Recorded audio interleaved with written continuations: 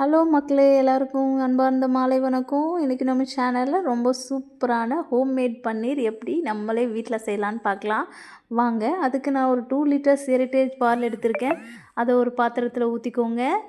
நம்ம ஹோம்மேடாகவே நம்ம பன்னீர் செய்கிறனால ரொம்பவுமே ஹெல்த்தியாக இருக்கும். 2 லிட்டர்ஸ்க்கு எப்படி பார்த்தாலும் 600 to 700 கிராம்ஸ் பன்னீர் நமக்கு கிடைக்கும். ஹோம்மேடாக செய்கிறனால ரொம்ப ஹெல்த்தியானதும் கூட. வாங்க நம்ம இது எப்படி செய்கிறதுன்னு பார்க்கலாம். இப்போ நான் 2 லிட்டர் பாலையும் ஒரு பாத்திரத்தில் ஊற்றி நல்லா சூடு பண்ணிக்கிறேன். பாருங்கள், பால் நல்லா கொதித்து வந்துடுச்சு. இந்த ஸ்டேஜில் நம்ம இப்போது வினிகர் ஊற்ற போகிறோம். ஒரு 2லேருந்து 3-4 ஸ்பூன் வினிகர் ஊற்றிக்கோங்க. வினிகர் ஊற்றி ஒரு 5 மினிட்ஸ் கொதிக்க வச்சிங்கன்னா பால் நல்லா திரிஞ்சு வந்துடும். எல்லோரும் லெமன் ஊற்றுவாங்க. லெமன் பன்னீர் ரொம்பவுமே புளிக்கும், அதனால் நான் லெமன் ஊற்ற மாட்டேன். வினிகர் கொஞ்சம் ஊற்றிட்டினாலே ரொம்ப சூப்பராக இருக்கும். பாருங்கள், எவ்வளோ சூப்பராக பன்னீர் பிரிஞ்சிருச்சு. இப்போ நம்ம ஒரு ஸ்ட்ரெயினரில் ஒரு காட்டன் துணி ஸ்ப்ரெட் பண்ணிவிட்டு அதை கொஞ்சம் வெட் பண்ணிக்கோங்க. காட்டன் துணியை வெட் பண்ணி டைட்டாக புழிஞ்சிடுங்க. நம்ம இதில் இப்போது நம்ம எடுத்து வச்சுருக்க பன்னீரை அதில் ஊற்றி டைட்டாக புழிஞ்சிடலாம்.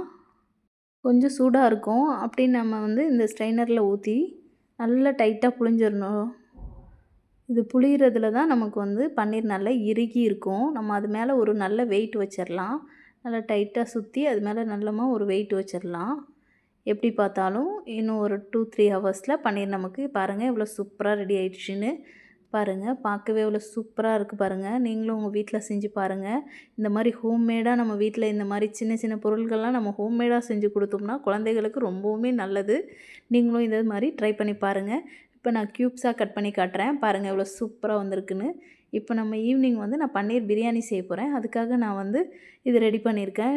நீங்களும் மறக்காமல் ட்ரை பண்ணி பாருங்கள். மறக்காமல் சப்ஸ்கிரைப் பண்ணுங்கள். Bye bye.